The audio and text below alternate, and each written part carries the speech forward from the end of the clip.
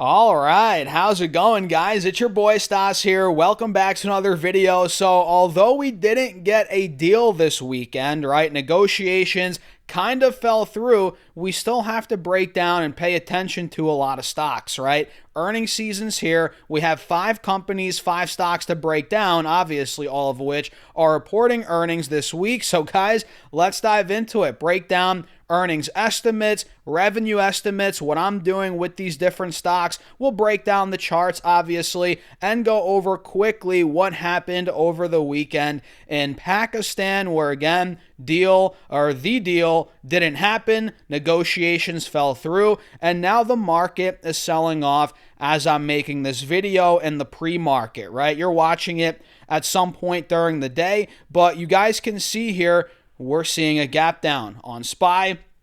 We're seeing a gap down on the Qs, and we are slowly, I guess, recovering a little bit here this morning, but we're still down a good $4 or $5 a share from where we closed on Friday on the Qs, and on SPY we're down, let's see, we closed at about, on Friday, 679. Now we're at 675, so we're down a little bit, $4 or $5 on SPY as well. So guys, hit the like button. Consider subscribing. If you find value here, follow along for more content. I appreciate you all as always. And yeah, let's talk about what happened over the weekend here and what is causing the market to be a bit uncertain this morning. We have oil up, Brent and crude, right? We have the VIX spiking up this morning, nowhere near where it was over the last couple of weeks. I think the VIX is at 20, 21 right now, 22.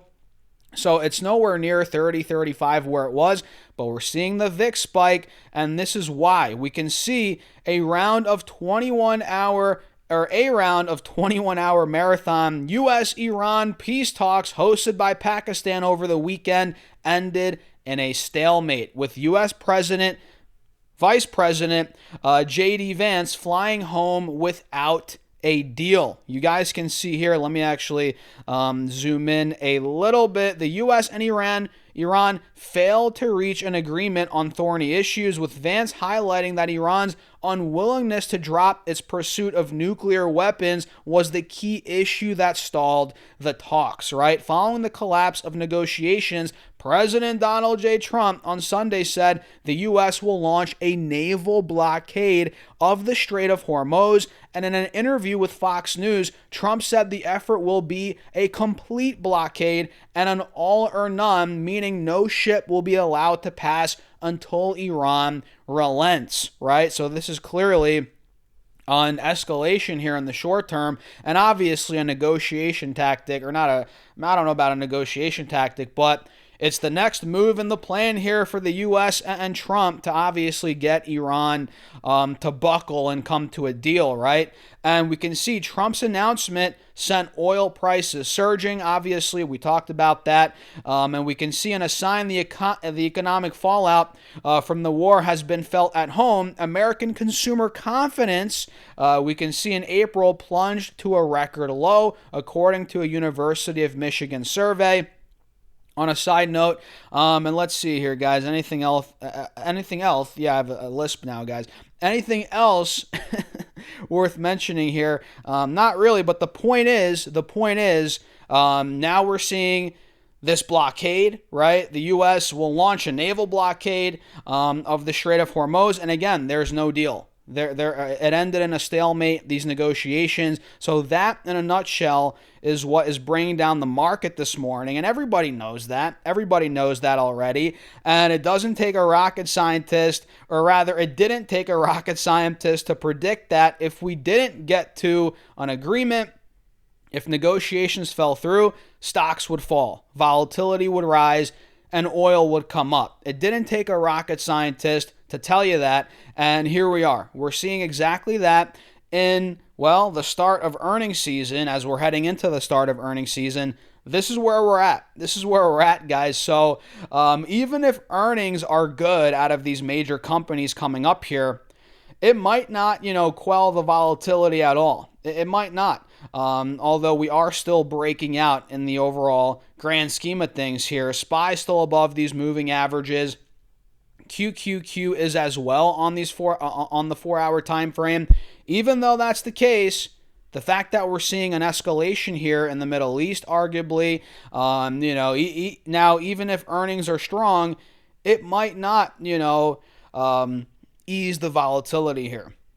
We'll see. Either way, I'm keeping an eye on these earnings on a bunch of companies. Let's start talking about 5 here. Number 1 is Netflix, ticker NFLX. Let me pull this up and show you guys. Let me make sure you can see here. Yeah, you can see. So Netflix is one that obviously we've covered a lot.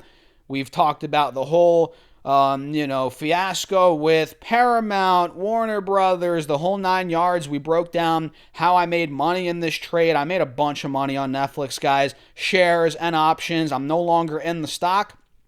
But, we profited nicely on it a couple weeks ago. Now it's actually breaking back out, which we actually did call out here. You can see the wedge we're breaking through. So Netflix is reporting earnings. Let me see the date here, guys. Let's see, what day is that? On the 16th, which I think is on, what's today? That's Thursday, right? Yeah, that's on Thursday. So we have Netflix analysts have them doing earnings per share of 76 cents versus 66 cents from last year on revenue of $12.17 billion versus $10.51 billion or 54 billion from last year. That would be up 15% year over year. Cheers to that, guys. Stay hydrated, by the way. So analysts have them growing top line 15% year over year and bottom line about 10 cents year over year. Not too bad, man. Not too bad. Honestly, if they surprise on earnings, good guidance, the whole 9 yards, we get more clarity around their operations, this could go higher. I mean, we're heading into earnings now, actually taking out the highs from a few weeks ago. A few weeks ago, we hit early in March, we hit 99, $100 a share. Now we're completely breaking out of that. So in my eyes, this is very bullish. If earnings are just strong, solid, with good guidance, this is probably going higher in the short term if I had to, predict and make a guess, right? So Netflix is for sure one of the top, if not the top tech company to watch for this week. And Taiwan Semiconductor is a major one as well. Ticker TSM, which is also now breaking out after a couple of weeks of, I guess, downtrending, consolidation, whatever you want to call it. TSM came down from 394 to about 315, solid drawdown, 20%, and now we've started to break back out. We're back to about 370. Earnings are coming up, I think, on, Wednesday. No, they're Thursday morning, so watch out for them on Thursday. And again, the uptrend on this is continuing. We got the drawdown, 20%. Clearly, we put in a higher low here. Now we're breaking back out. So TSM, earnings per share, analysts have them doing $3.31 versus $2.12 from last year. This is all actually, it's not dollars. It's in TWD, the currency here. And revenue, they have them doing $1.12 trillion. So yeah, not USD. It's in TWD versus $839 billion from last year. That would be up 33% year over year. And currently, guys, I don't have a position in TSM, but I'm definitely looking to trade it if we get a drawdown into earnings down to 350, 360. Maybe that could be an entry point here, an interesting entry point into earnings or even after earnings, quite frankly. I'm not a big earnings trader these days, guys, but TSM, it's gearing up. It's building up momentum into earnings, so I'm keeping an eye on it. And let's see, the next one here is ASML. And by the way, guys, we're going a bit more rapid fire on these names. We're not gonna, we don't have too much time to cover all of them in depth, but ASML is another one which is kind of in a similar boat to TSM chart-wise.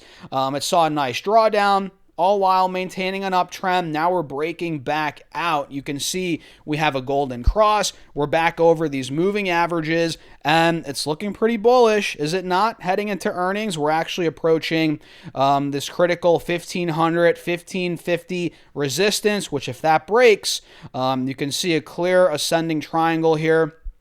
It could play out. It could play out, and ASML could be going a lot higher, right? So earnings per share, let's see the estimates here, guys. Analysts have them doing, and these are in euros, 664 EPS, $6 or $6.64 versus 6 from last year. Again, this is in euros, on revenue of 8.65 billion versus 7.74 billion euro from last year. That would be up 12%. Year over year, not bad. So again, keep your eyes on this ascending triangle. It looks bullish, but it all comes down to earnings. Coming up on, let's see here, guys, the 15th, which is on Wednesday in the morning. Wednesday morning, we have ASML. And by the way, guys, before we continue on here, make sure to hit the like button. Have you guys hit the like button yet? Have you guys hit the subscribe, the follow button? I appreciate you all. We're on the road to 100,000 subs on YouTube, 100,000 followers on Facebook. I appreciate you all, as always, for tuning in. So 2 more stocks. JPMorgan. You guys know it's earnings season when banks are reporting. We have JPMorgan, which this chart on Thinkorswim. Fix your freaking charts, man. What the heck is this crap? I can't even analyze these bank stocks right because we have all these weird, one-off little candles here. Why can't Thinkorswim fix this crap? It's on all the bank stocks. I don't know why. Look, Wells Fargo, you have BAC, you have even on XLF, I believe, or maybe not XLF, which is an ETF. Either way, JP Morgan's got earnings this week. So does Wells Fargo. I'm pretty sure a bunch of other, I know BlackRock, Morgan Stanley, a lot of these financial institutions. So JP Morgan, analysts are projecting them to do EPS of 551 versus 507 from last year on revenue of $48.91 billion versus, let's see, 45.31 from last year. That would be up 7.9% year over year, about 8% year over year. Not too bad for one of the biggest financial institutions in the world. So JP Morgan, guys, I wish we could analyze the chart a bit better here. It's hard to see, but JPM took a bit of a beat down from 337 back in January down to about 278, but now it's starting to reverse. You're noticing, you can't tell really, again, Thinkorswim, fix your freaking charts, but JPM, we have a golden cross starting to reverse. So if they report good numbers, man, this could be back to 310, 315, 320 in no time. So that's JP Morgan. And again, we're going through this rapid fire here, guys. We could do 10 stocks, honestly, but for the sake of the video, we're going to do 5. Pepsi is another one, guys. The last one we're going to cover, which the chart looks good. Honestly, it does. But what worries me about Pepsi and all these defensive stocks, once we're really back in a risk-on market, once Iran, the whole, Middle East scenarios behind us in the rearview mirror, these stocks are going to get beaten up. We're going to get a rotation out of them. We already are, in my opinion. It's starting. Pepsi hit 171 back in early February, which, come on, man, that's so overvalued. I mean, a lot of these names, Pepsi, Procter & Gamble, Coca-Cola, they're trading at price to earnings ratios higher than these tech stocks that are growing way more, which is, it just doesn't make sense. So Pepsi already is taking a beat down. Chart does look good. Maybe we get another run after earnings, but trust me, when this Middle East situation is in the window, rearview mirror, these are not. I'm not saying they're going to collapse, but they're going to just stay flat, in my opinion, and kind of trade more like they were back in this time when Pepsi was trading, actually downtrending for a little bit. I think it'll be choppy, guys, because look, when risk-on's back, are people going to want to be in Pepsi? Coca-Cola, yeah, if you're 60, 70, 80 and you're retiring, sure, but growth investors are going to get out of these into the tech names, and we're going to get that rotation. It's inevitable. So analysts have Pepsi doing earnings per share of $1.54 versus $1.48 from last year on revenue of $18.92 billion versus $17.92 billion last year. That's up 5.6% year over year. Not too bad. But again, don't be surprised if if this starts to fizzle out in the next couple of weeks, maybe after earnings even, it kind of already is. So what do you guys think? Follow along for more. Let me know your thoughts in the comments. And look, if you want to keep up with what I'm doing in the markets, what stocks I'm buying on the dip here, how I've made a lot of money, honestly, over the last couple of weeks, if you want to see how I'm managing my money here, it's all linked down below on Patreon, in the comments, in the description box, and you guys get access to the private Discord. I'll see you in there. And with that being said, cheers. Have a great rest of your day.